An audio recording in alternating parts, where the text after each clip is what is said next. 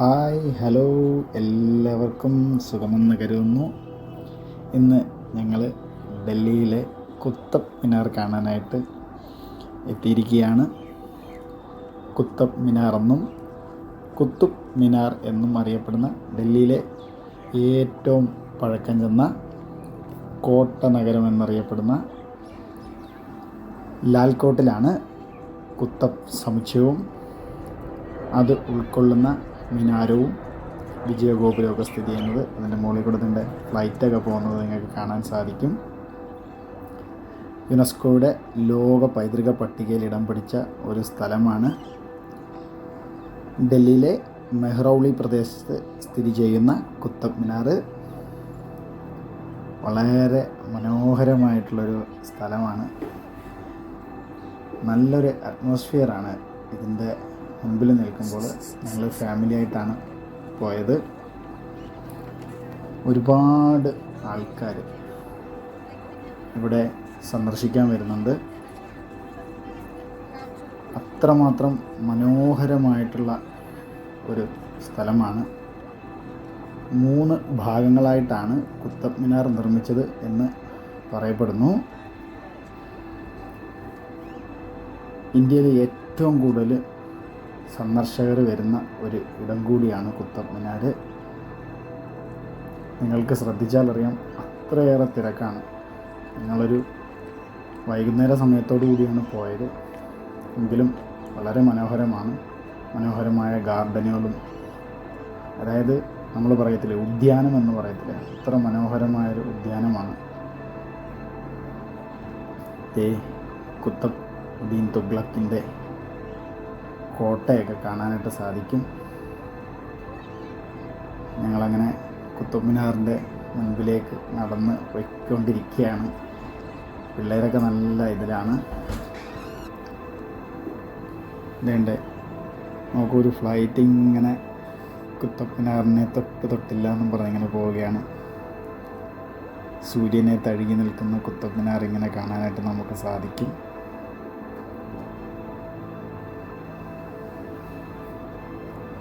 വളരെ മനോഹരമാണ് ഈ സ്ഥലം കാണാനായിട്ട് തന്നെ. സൈഡിൽ കാണുന്നത് കോട്ടയാണ്.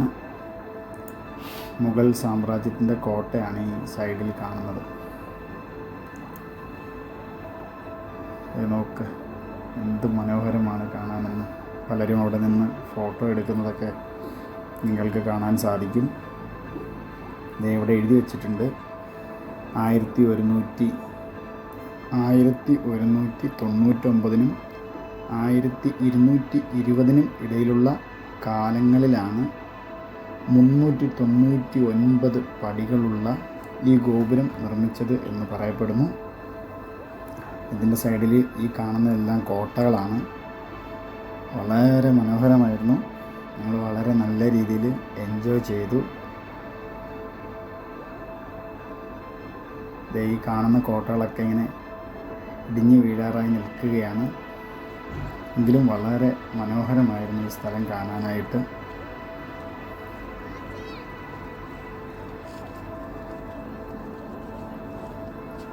ഇന്ന് ഇതിനുള്ളിലേക്ക് കയറുവാൻ നമ്മൾക്ക് പ്രവേശനമില്ല. സൂര്യകിരീടം അണിഞ്ഞു നിൽക്കുന്ന കുത്തബ് മിനാർ കാണാനായിട്ട് എന്ത് ഭംഗിയാണെന്ന് നോക്കിയേ. ഡൽഹി രാജ്യാന്തര വിമാനത്താവളത്തിൻ്റെ അടുത്തായതിനാൽ എപ്പോഴും ഫ്ലൈറ്റ് ഇങ്ങനെ പറന്നുകൊണ്ടിരിക്കും. കുത്തബ് മിനാറിനെ തഴുകിക്കൊണ്ടൊരു ഫ്ലൈറ്റും കൂടി കടന്നു പോയിരിക്കുകയാണ്. വളരെ മനോഹരമാണ് ആ കാഴ്ചകളൊക്കെ കാണാനായിട്ട് തന്നെ. ഡൽഹിയിലെ അവസാനത്തെ ഹിന്ദു ഭരണാധികാരിയായിരുന്ന പൃഥ്വിരാജ് ചൗഹാനെ പരാജയപ്പെടുത്തിയ ശേഷം കുത്തബുദ്ദീൻ ഐബക്ക് വിജയഗോപുരത്തിൻ്റെ നിർമ്മാണം ആരംഭിച്ചു. ഇത് നോക്ക്, പലരും വന്ന് ഇവിടെ നിന്ന് ഫോട്ടോ ഒക്കെ എടുക്കുന്നത് നിങ്ങൾക്ക് ശ്രദ്ധിച്ചാലറിയാം. ഇപ്പം നല്ലൊരു വ്യൂ കിട്ടിയിട്ടുണ്ട്. ഏകദേശം അതിൻ്റെ മുകൾ വശം വരെ കാണാവുന്ന രീതിയിൽ ഞാൻ എടുത്തിട്ടുണ്ട്. ഇതിൻ്റെ ചുറ്റുപാടും കാണുന്ന എല്ലാം കോട്ടകളാണ്. ഈ കോട്ടകളൊക്കെ ഇടിഞ്ഞു വീഴാറായിട്ടുണ്ട്. ഇന്നിപ്പോൾ ഈ കോട്ടയുടെ പരിസരത്തൊന്നും ഇരിക്കാനൊന്നും ആളുകളെ അനുവദിക്കാറില്ല. പക്ഷേ എങ്കിലും ആൾക്കാർ അവിടെ ചെന്ന് ഇരിക്കാറൊക്കെ ഉണ്ട്. അതിന് അനുവാദമില്ല, കാരണം ഇതൊക്കെ ഇടിഞ്ഞു വീഴാറായിരിക്കുന്ന കാരണം അനുവാദമില്ല.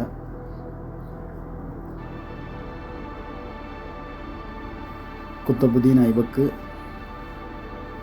ഇതൊരു വിജയഗോപുരം ആയിട്ടാണ് നിർമ്മാണം ആരംഭിച്ചത്. വീണ്ടും ഒരു ഫ്ലൈറ്റ് ഇങ്ങനെ പറന്നു വരുന്നുണ്ട്. എന്ത് രസമാണെന്ന് നോക്കി കാണാനായിട്ട്. വളരെ താഴ്ന്നാണ് ഫ്ലൈറ്റുകൾ പോകുന്നത്. മുഗൾ സാമ്രാജ്യത്തിൻ്റെയും ഇസ്ലാമിക ഭരണത്തിൻ്റെയും തുടക്കം കുറിക്കുക എന്ന ലക്ഷ്യത്തോടെയാണ് വിജയഗോപുരത്തിൻ്റെ നിർമ്മാണം ആരംഭിച്ചത്. എങ്കിലും ആദ്യ നിലം മാത്രമേ പൂർത്തിയാക്കാനായിട്ട് കഴിഞ്ഞുള്ളൂ. വളരെ മനോഹരമാണ് കാണാനായിട്ട്.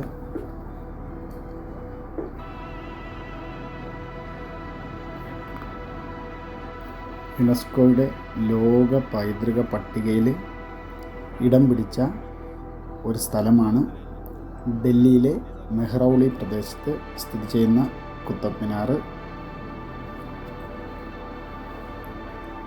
ഈ കാണുന്നതൊക്കെ കോട്ടയാണ്. ഇതിനുള്ളിൽ ചെറിയ ചെറിയ റൂമുകളൊക്കെ ഉണ്ട്. ആ റൂമിൽ ഞങ്ങൾ കയറിയിട്ടുണ്ടായിരുന്നു. ഞങ്ങളിപ്പോൾ ഇതിൻ്റെ പരിസര പ്രദേശങ്ങളൊക്കെ കാണാനായിട്ട് പോവുകയാണ്. ഈ കാണുന്നതൊക്കെ മനോഹരമായ, ഈ കാണുന്നതെല്ലാം വളരെ മനോഹരമായിട്ടുള്ള ഉദ്യാനങ്ങളാണ്. അന്ന് എങ്ങനെ സംരക്ഷിച്ചിരുന്നോ അതുപോലെ തന്നെ ഇന്നും നിലനിൽക്കുന്നുണ്ട്. കുറച്ച് ഭാഗങ്ങൾ മാത്രം, ഉദ്യാനങ്ങൾ മാത്രം പരിപാലിക്കപ്പെടുന്നു. ബാക്കി കോട്ടകളൊക്കെ ഇടിഞ്ഞ് വീഴാറായിട്ടുണ്ട്. ഇത് 3 ഘട്ടങ്ങളായിട്ടാണ് നിർമ്മിച്ചത് എന്ന് ഞാൻ പറഞ്ഞല്ലോ.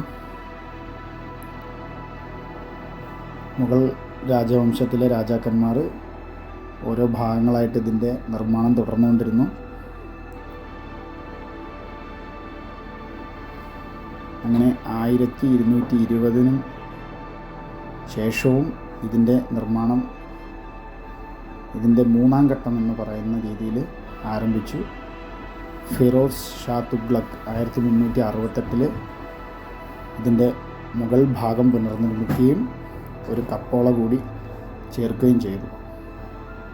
ആദ്യത്തെ ഭാഗം 1199 ആരംഭിച്ചു. വിജയഗോപുരം മാത്രമേ ഇവർക്ക് പണിയാൻ സാധിച്ചിട്ടുള്ളൂ.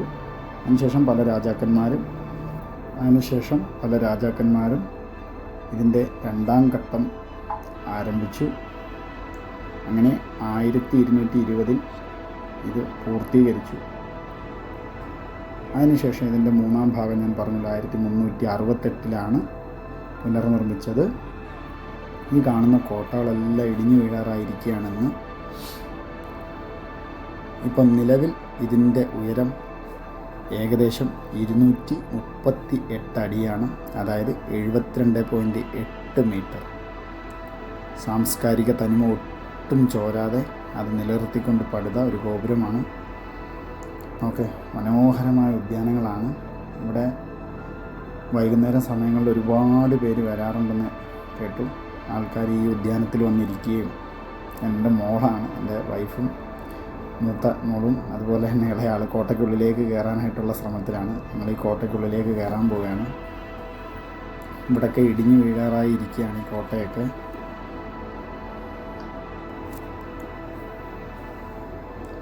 ഇന്ന് കുത്തബ് മിനാർ, അതായത് ഈ ഗോപുരത്തിനുള്ളിൽ നമുക്ക് പ്രവേശനം ഇപ്പോൾ അനുവദിക്കാറില്ല.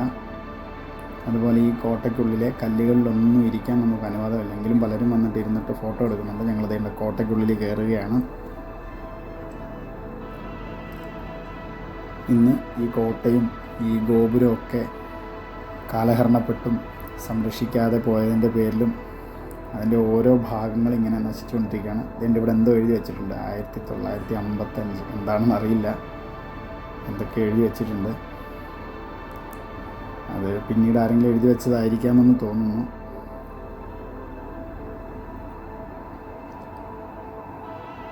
സംരക്ഷിച്ചിരുന്നെങ്കിൽ കുറച്ചും കൂടെ ആ ഒരു സാംസ്കാരിക തനിമ നിർത്തിക്കൊണ്ട് ഇന്നും കാണാൻ പറ്റുന്ന ഒരു സ്ഥലമായിരുന്നു.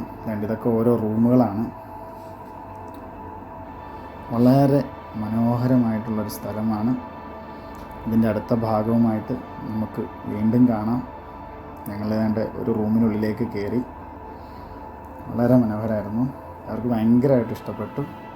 അപ്പോൾ നിങ്ങൾക്ക് ഈ വീഡിയോ ഇഷ്ടപ്പെട്ടെങ്കിൽ നിങ്ങൾ ലൈക്ക് ചെയ്യുക, നിങ്ങളുടെ കമൻറ്റുകൾ അറിയിക്കുക, ഷെയർ ചെയ്യുക മറ്റുള്ളവരിലേക്ക്.